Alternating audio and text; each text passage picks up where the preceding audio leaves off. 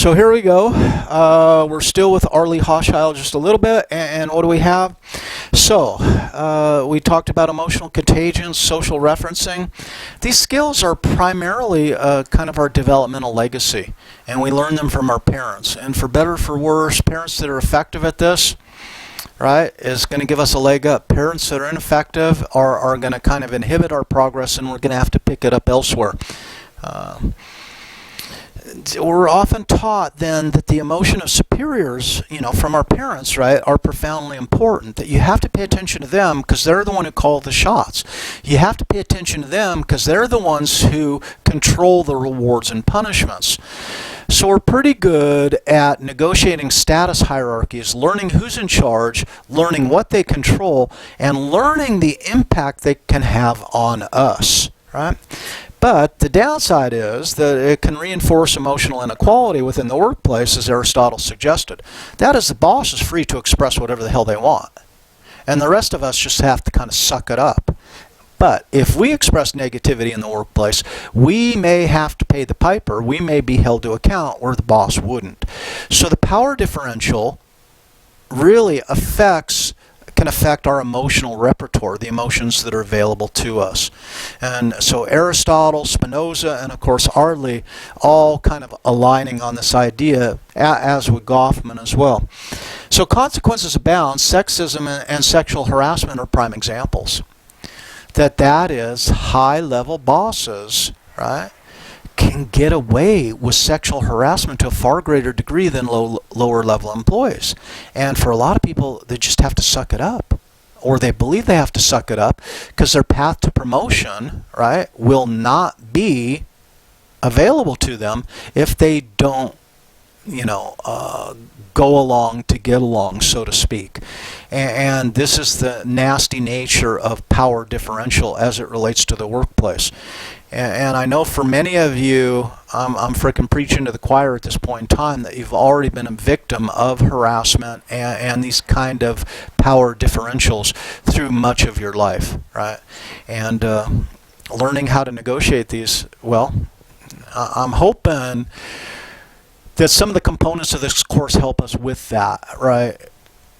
Obviously, we're not going to solve the world's problems. That's we all learn that at some point in our life, but we can certainly get more adept at negotiating the situations we find ourselves in. So gendered emotion grows out of this.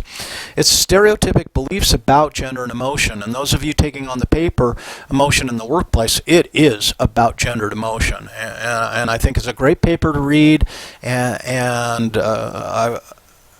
the papers you write in response to it can be very well done and a good vehicle for learning about different options for one in the workplace and how we're perceived.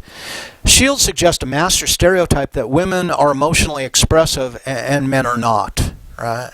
And that is kind of a master stereotype, and we often kind of inflict that stereotype on others, that boys are often asked to suppress emotions, weak emotions, and women are often asked to suppress kind of strong or powerful emotions.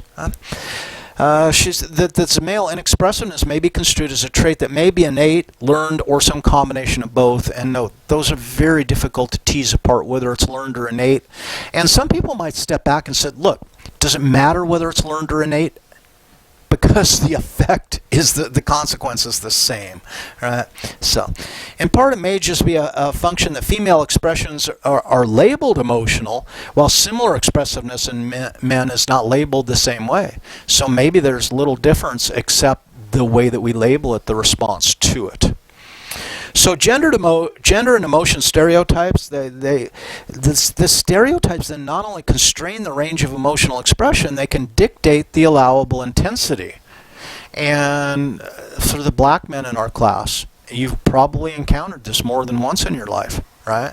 That the stereotype of the angry black man requires a more significant societal or a stronger societal response. Now, this is a stereotype, right? But note how this stereotype within a given culture then serves to inhibit that is the intensity of one's emotional response. That it can be dramatically different for a white man to demonstrate this intense emotional response than it can for a black man. And maybe especially in the context of dealing with a police officer. This is the world in which we live, right? So best to understand how this works. Men, now overall, are allowed to display powerful emotions, anger and pride, while women are expected to display powerless emotions. Right? So we have either gender and or race that can contribute to these stereotypes. Stereotypes also guide the interpretation of emotions. Ambiguity, if we're not really sure what emotion is being displayed, then we might rely on gender cues to help fill in the blanks, so to speak.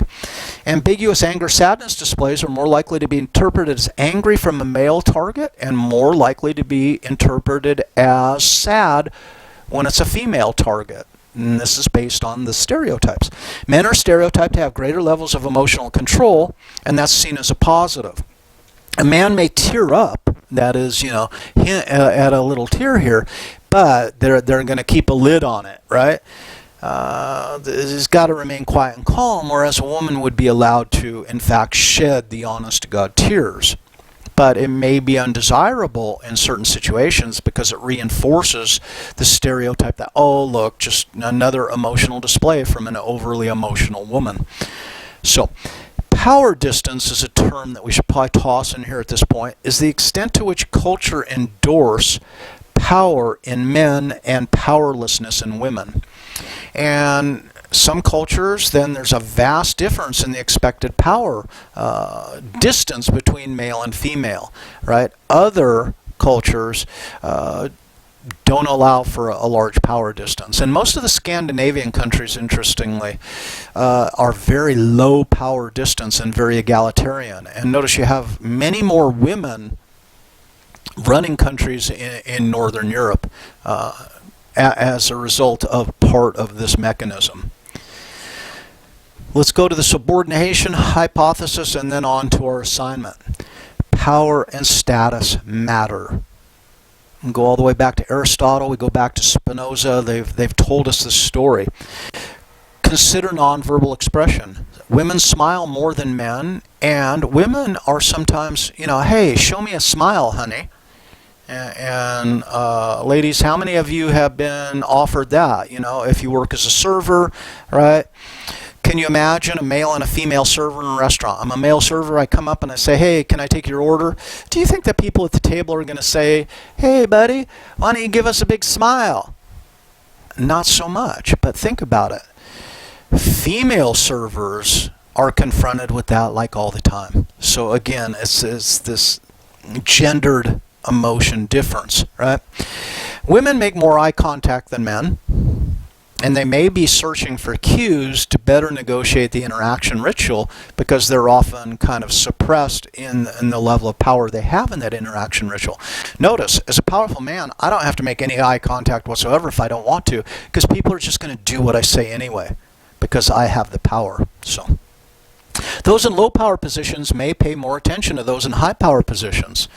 And this could be, to attain resources among many, many other issues. Now, this can be inspired by Aristotle's understanding of the power dynamic. We observe a contoured world of emotional investment in these uneven status relationships.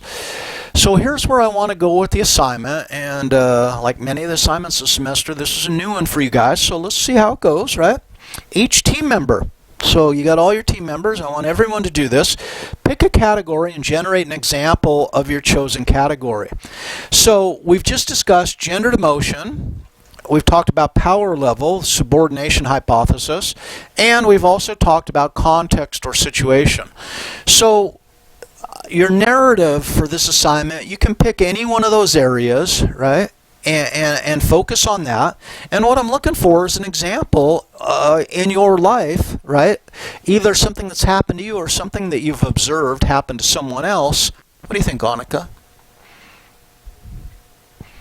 I think she's impressed with this assignment. You may not be, but the cat is, so, she's an audience of one, if not. Do you know how weird it is to lecture to cats? I so miss the classroom, you guys, and I so miss you. Anyway, enough of that. So start bawling or whatever. Have we done that yet? Have we cried in class?